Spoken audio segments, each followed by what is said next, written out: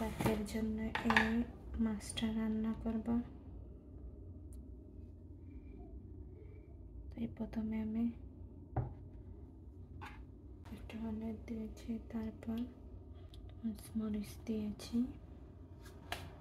আমি সস দিয়েছি। এটাকে একটু ভালোভাবে মাখিয়ে নেব। আমার প্যান মোটামুটি গরম হয়ে গিয়েছে, এবার আমি এগুলোকে বেছে নেব। আস্তে আস্তে মাছগুলো দিয়ে দিচ্ছি, মাছটা দিয়ে দিলাম।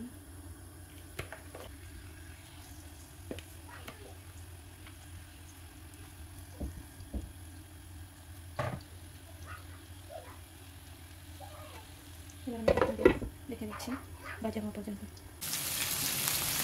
আমি এখন মাছগুলোকে উল্টিয়ে নেব। বাজার হয়ে গিয়েছে,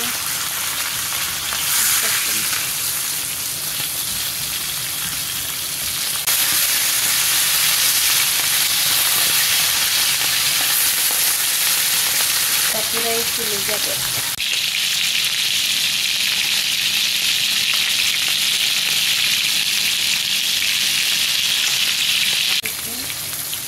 আমি আস্তে আস্তে তুলে নেব।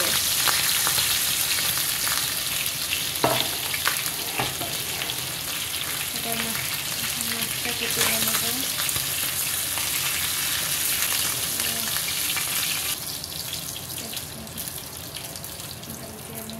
পেঁয়াজ দিয়ে দেব।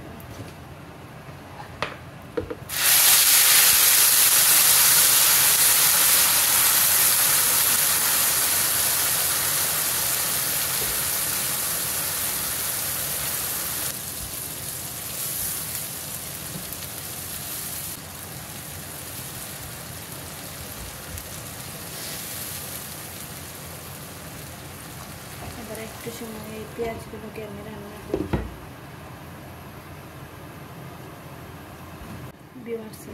পেঁয়াজটা মোটামুটি একটা রান্না হয়ে গিয়েছে। হাফ চামচের মতো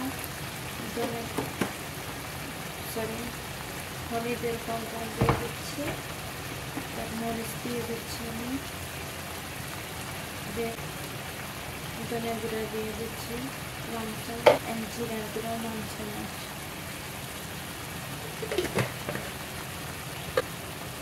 এবার আমি সল্ট দিয়ে দিচ্ছি পরিমাণ মতো।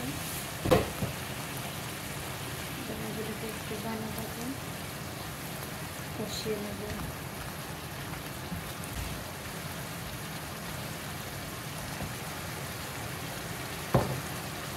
এবার এর মধ্যে আমি একটু টমেটো দিয়ে দিচ্ছি, 3টে কাঁচামরিচ দিয়ে দিলাম।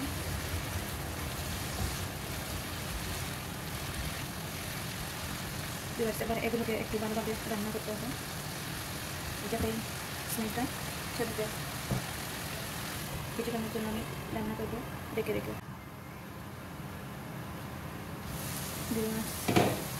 খুব সুন্দর কালার ধারণ করেছে, পানি আস্তে আস্তে থেমে যাচ্ছে। পর্যায়ে একবার নেড়ে নিচ্ছি।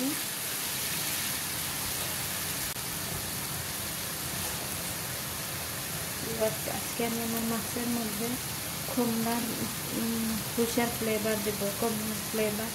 তাই একটু আগে দেখতাম আমার মাছ আছে, তারা কমলার খোসা দিয়ে মাছ রান্না করতে অনেক মজা হতো।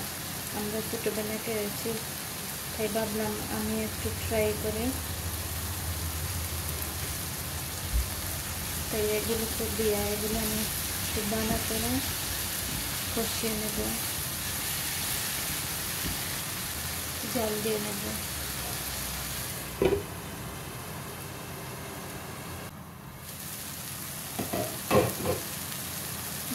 মশলাটা মোটামুটি টেনে এসেছে, এবং আমি এর মধ্যে পানি দিয়ে দিলাম। এর মধ্যে আমি আমার মাছটা দিয়ে দিচ্ছি, মাছগুলো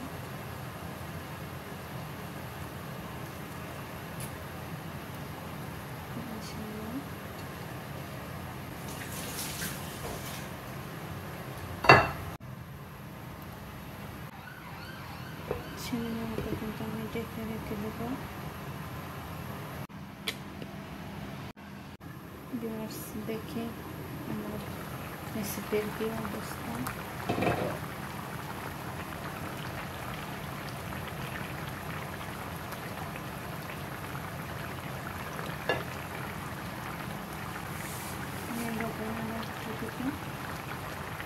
লবণ একটু কম কম লাগছে, এই জন্য একটু ধনে পাতা দিয়ে আমি নামিয়ে নেব। কিছু সময় জাল দিয়ে তারপর নামিয়ে নেব। 10 মিনিটের মতো আমি চুলা রেখে দেবো, তারপর হয়ে গেলে আমি নামিয়ে নেব।